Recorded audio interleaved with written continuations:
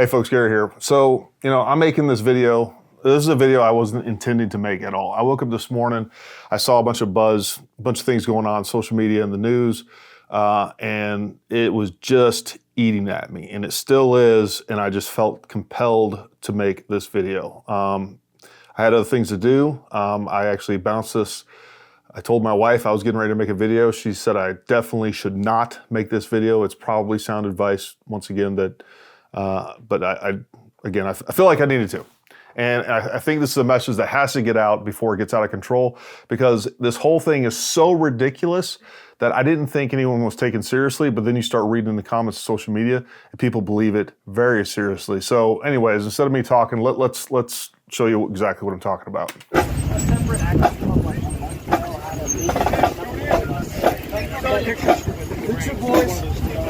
Ball in!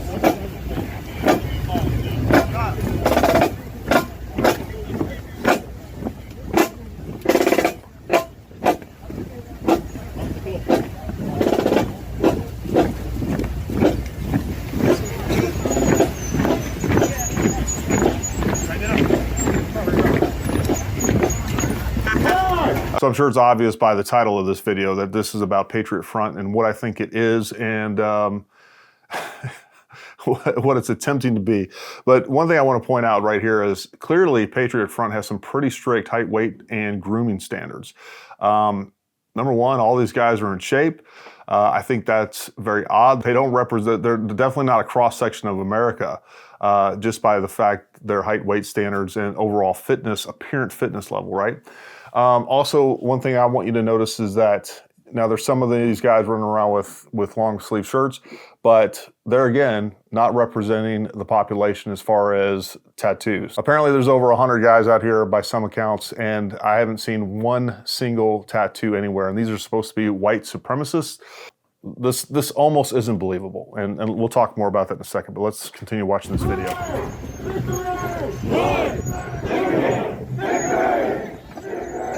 All right, here's another thing that I want to go ahead and point out right now, and that is we have a police escort. I don't know if they filed for a permit. I don't know what went on with this, and this happened yesterday. Today is Sunday, the 14th of May, Mother's Day. This happened on Saturday.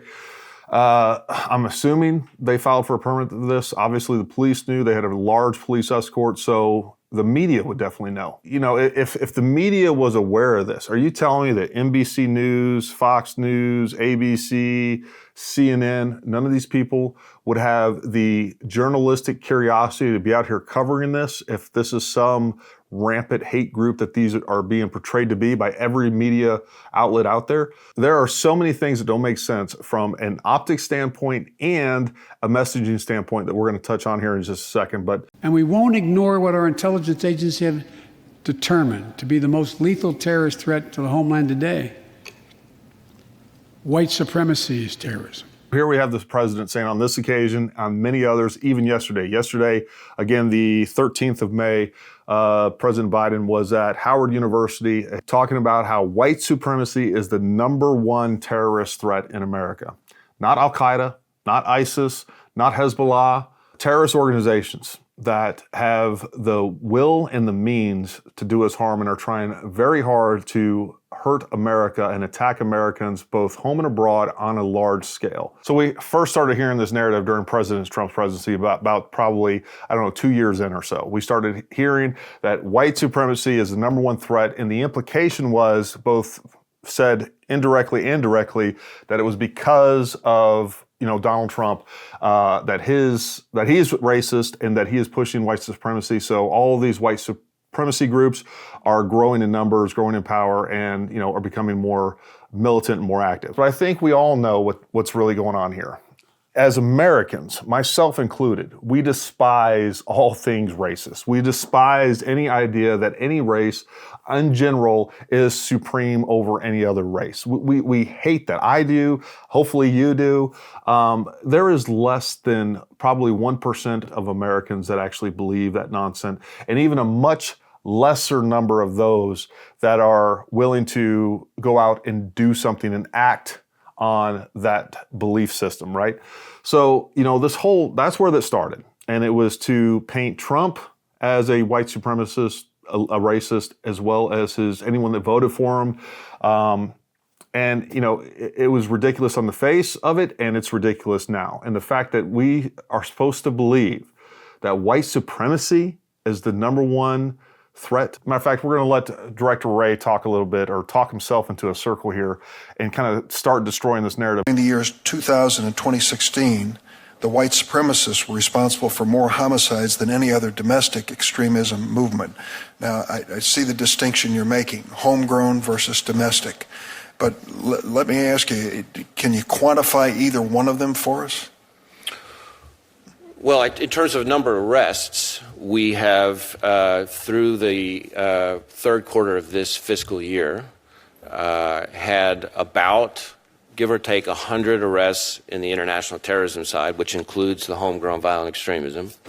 So we now have about 100 arrests of homegrown terrorism, or terrorists total, right? That includes homegrown terrorists. So terrorists, or folks that are here in the United States that are being radicalized by terrorist groups overseas. That's what he's talking about 100. And what Christopher Wray is getting ready to say on this follow-up portion of this completely contradicts everything Dick Durbin just stated. This year. But we've also had just about the same number, again, don't quote me to the exact digit, on the domestic terrorism side. And I will say that a majority of the domestic terrorism cases that we've investigated are motivated by some version of what you might call white supremacist violence, but it includes other things as well. Folks, right there, this guy is twisting himself into a pretzel trying to fit the narrative that Dick Durbin wants. He said it's about the same, but there's other things involved. Motivated by some version of what you might call white supremacist violence, but it includes other things as well. So it's about the same number total, but there's also other delineations involved. So it's not about the same. It's not even probably close to the same. Not only that, the level of a threat that a person that is associating himself or herself with a foreign terrorist organization, a radical terrorist organization, compared to some sort of white nationalist. And that's a whole nother thing too. We also hear that. I'm not even sure what a white nationalist is. Do they believe that the white race is supreme, or are they just a white person that happens to believe in nationalism? Because I don't think there's anything wrong with that the last time I checked. I think nationalism, regardless of color, when it comes to the United States, is a good thing. But we get all of these different terms, and folks, it is so intentional. And if you guys can't see that, if you are tricked by this, that's what's blowing my mind. You know, we see Patriot Front out there. It looks like they got everything from a prop shop. It's a fucking clown show. And yet people are actually taking this seriously. Anyways, let's carry on. I think the greatest terrorist threat to the homeland is the homegrown violent extremists.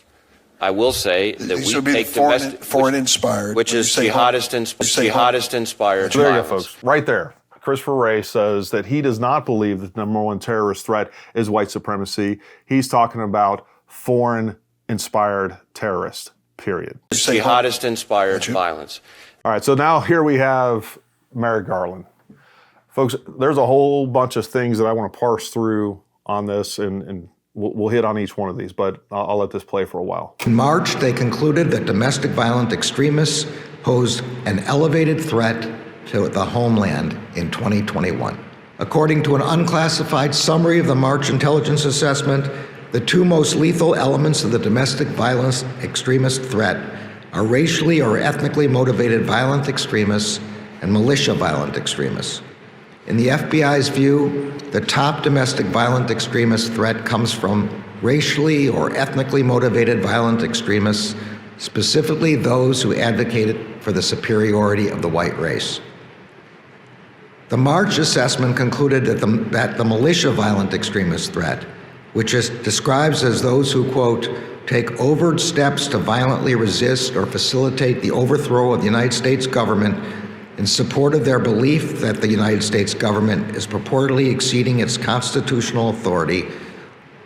Particularly concerning is the March assessment's observation that the threat from lone offenders or small cells poses significant detection and disruption challenges because of those actors' capacity for independent radicalization to violence, ability to mobilize discreetly, and access to firearms. Developments in technology exacerbate the overall threat. Today, people may be drawn to social media and then to encrypted communications channels.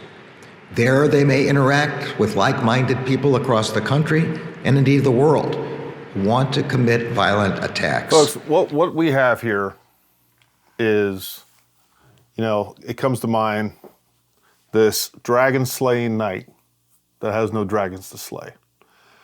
So they got to create a dragon. They got to tell you that there's a dragon, and then they're going to come out with this Muppet show of a dragon and convince you there's dragons, scare you into paying them, giving them power, and they're lumping all of these different things into all these very separate issues. Now we're jumping into one. We're talking about, people that are dissenting against the government, people that are online that are using, what are they telling you? What they're saying is, look, we have this military-industrial complex. We have the most massive surveillance capabilities that we've ever put together. We have these tools, these people that have these jobs that had a really good job, had a really good money coming in when we had the global war on terror. Well, that is gone now. So what we need to do is be able to redirect those assets to here in the United States, and we got to figure out how we can trick the American people into thinking that we're keeping them safe. I know most of you have heard the Joseph Goebbels, who was Hitler's chief propagandist, his quote of saying, if you tell a lie big enough and keep repeating it, people will eventually come to believe it. But folks, that is only part of the quote. The longer quote is, if you tell a lie big enough and keep repeating it, people will eventually come to believe it. The lie can be maintained only for such time as the state can shield the people from its political, economic, and/or military consequence of the lie. It thus becomes vitally important for the state to use all of its power to repress dissent, for the truth is the mortal enemy of the lie, and thus by extension, the truth is the greatest enemy of the state. That is the entire quote from Joseph Goebbels. And that is exactly what we're seeing. And it pains me, number one, because I hate to think that our country would do this, but it's very clear to me what's going on. This is clearly an information operation, a psychological operation, and a false flag. And they're not even a good one. This is embarrassingly bad, and we'll cover some more of that. The other quote that I want to make sure that we're aware of, folks, is necessity is the plea for every infringement of human freedom. It's the argument of tyrants. It is the creed of slaves.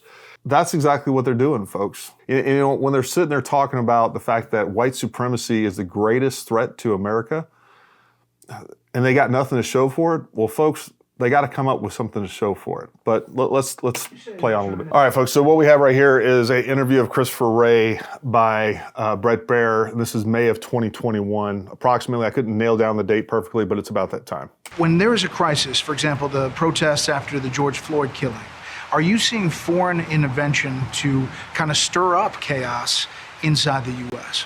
We have certainly seen in the past a variety of foreign adversaries looking to amplify controversy in this country. And they use state media, they use social media. Some of that's through propaganda, some of that's through disinformation, some of that's through just fake information. And we are looking carefully at the prospect of foreign influence or foreign interference in all of the protest activity that's occurred over the last few weeks. The president has talked, and the administration has talked about Antifa, yet what the Justice Department and you all have moved on is this Boogaloo group that is kind of a right-wing group that is trying to stir up chaos to make it look like it's left-wing. I had completely forgotten about that the fact that during the George Floyd riots and, cities were being burned down, people were being killed, that the government was actually trying to deflect the blame off of Antifa and the BLM protesters and onto right-wing groups, a supposed right-wing group called the Boogaloo, whatever it was. The whole thing is so ridiculous, but people are buying it, man. the left wing especially, but even some independents and, Republicans they believe this nonsense. You can't tell me that when cop cars are being burned and everything else is happening and police officers being attacked and, Seattle was completely overran and cities, and stores and mostly in minority communities were being burned down, that as I sat there and watched, people that are clearly not right-wing extremists throwing Molotov cocktails and burning things down, that you're going to tell me that it's actually not what you're seeing. It is actually some right-wing group called the Boogaloo Brothers, Boys, whatever. It's... The Attorney General about this last time we sat down. Are there any Antifa investigations ongoing? The violence that occurred during the protests of the past few weeks is driven by a variety of different motivations and ideologies. It's not all the work of any single ideology, movement, or group. We certainly have... Look at that, folks. Look at what... Look how he's obfuscating what's actually going on, right? So we can't nail it down, Brett. There's so many different things going on. There's different ideologies. There's, we really can't say if it's Antifa, if it's, these BLM activists. It's really hard to nail down. I know it's spray painted everywhere. I know that they're out there claiming exactly what they are. They're saying it to the cameras. But that's really not the problem. It's the Boogaloo Boys or whatever else, or Patriot Front, or name whatever other fictitious right-wing group that the government wants to make up. But it's hard to pin it down on an ideology, except for if we want to put it on some sort of right-wing group. It is definitely white supremacy. White supremacy is what's driving this, guaranteed, definite, definitive, without a doubt.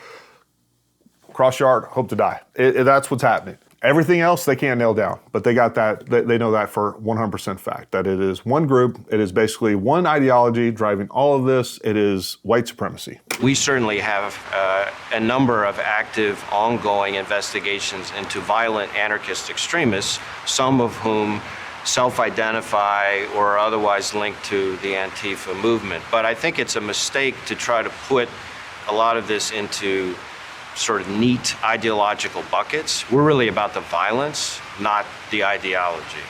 Unless you're conservative, then you're definitely a racist, and everything that you do is being driven by white supremacy, period.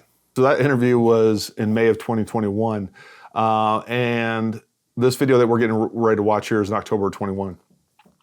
Now, somewhere in there was the first time I'd ever heard of Patriot Front, and I thought it was a joke. It looked an awfully lot like, you remember when the Lincoln Project staged that protest? Looked exactly like that. Somehow we got these two groups that kind of have the similar MO. We definitely know that the Lincoln Project group was fake. But let's watch this ridiculous video that's supposedly Patriot Front from a video that was supposedly also leaked, which... It's a new influence today. I fucked up. Starting over. Keep it rolling. Har, dar, dar. Folks, does that even look real? Our national way of life faces complete annihilation as our culture and heritage. Folks, I obviously cut 3/4 of that. I don't need to hear the garbage that they're saying. Here's where things get silly and interesting. Liberty. Life, liberty, victory. Life, liberty, victory! Want to check it out? Damn, son, that might be a cut. That's a good take right there. Sieg fucking high. Let's fucking go. I can say that now that it's over. Pierce! I wanted to have my finger... We can say that now that it's over.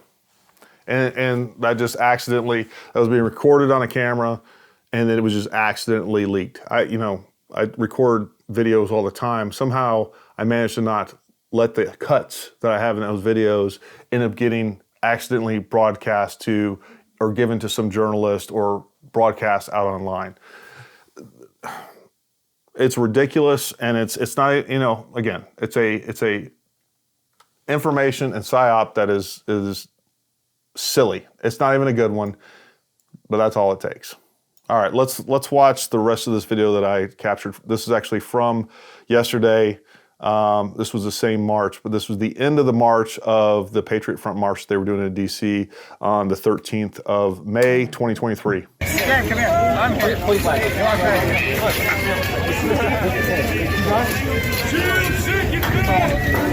Shields in the second van! All shields in the second van! All shields in the second van! Flags in the first van, shields in the second! Flags in the first van, shields in the second! Shields and screens this way. Okay, let's do it. All right, so right now, they're putting all these shields and flags being directed by this gentleman. Second van, all shields in the second van. It was being directed by this guy. He was actually in the front of the line of the march at the beginning, the first march that I showed you guys. So he's directing people to put shields and flags in these U-Haul vans. So let's put this in context for a minute. Again, the number one threat to our nation when it comes to terrorism is white supremacy. And clearly, this is kind of the poster child of that movement. So for all intents and purposes, this is ISIS, right? Or this is Al-Qaeda, right here. But we have no journalists around. We have such a lack of curiosity about these people that when they put these, we have no reports of anyone figuring out, what cars they get into, running license plates, maybe, or theoretically, if this was a real organization, which I do not believe they are, the feds would be doing that. But also journalists would be doing that. And I also want to point out a couple of really strange things about this entire scenario. So first of all, this is in D.C. This looks awfully like we're in front of one of the entrances, the parking entrances to Department of State, the main state. I wanted to show you something right here, folks, that I couldn't help but notice. You guys see what this is right here? Folks, this is a control access point. All right, and if you look down here, there's some bollards. I have never seen where parking was allowed like this in front of a controlled access point of a federal building. The other thing that I would be remiss to point out is also, which looks like we're securing parking right here, is we have this Suburban right here, all blacked out. Looks like a Fed Suburban to me. Now, maybe that's part of the police detail or other federal agencies. Maybe it's, Capitol Police, just basically parking there, keeping an eye on them, making sure that their vehicles aren't messed with. I don't know. But, there's a lot of strange things taking place in this particular scenario. Like this entire thing flies in the face of common sense and what we know to be true. Folks, we have a lot of people around the world, some very serious terrorist organizations that I have personally fought against. I've never seen a white supremacy group behead captives. Matter of fact, I've never seen white supremacy groups actually take captives. There's a lot of fishy things, folks, but ultimately, what I do know is that we have a history of these false flag events that trick the American people going along with narratives that we wouldn't have, right? So whether we're talking about Vietnam, whether we're talking about in the Gulf of Tonkin, whether we're talking about weapons of mass destruction going into Iraq, whatever it is. So we have a clear playbook of the government creating this monster and then pushing enough propaganda to where you are now gaslit and you believe and you are afraid of this monster and you're willing to do whatever it just about takes. And then the government says, hey, look, the only thing that you need to do is to give up your rights just a little bit. Just a little bit. All you need to do is allow us to do surveillance on our own people all the time, and we're going to keep you safe. It's going to have to be done on the internet. You have to give up privacy on your phones.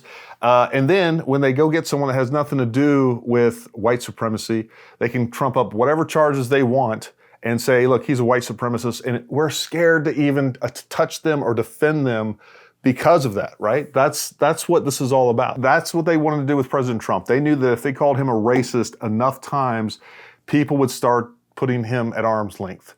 Number one, they're afraid to be associated with that word. And I don't blame them. I get it. But folks, I can tell you right now, I'm not a white supremacist. I believe that we have the greatest country because we have the greatest people because of the diversity of our people. I don't care if you're white, black, Muslim, Jew. I don't care what it is. But this right here, folks, we're being duped. And whether you're a liberal, Democrat, Republican, conservative, libertarian, I don't care what you are. We need to come together and not allow this to pass, and definitely not allow people to legislate on this, because that's what it is, folks. They're dividing this country and they're taking our rights away. And we got to pay attention to what's going on here. Anyways, you can take your tinfoil hat off, I guess, but I just needed to get that off my chest. I'm not even sure if I'll post this or not, to be honest with you, but this really does concern me. And it even more so it concerns me that people look at this and believe it. All right, folks, well, listen, thanks for watching this if I even posted it. You know, go check out our other videos. Go check out our training. I don't even know what to say after that. Until next time, stay armed, stay ready. We'll talk to you soon.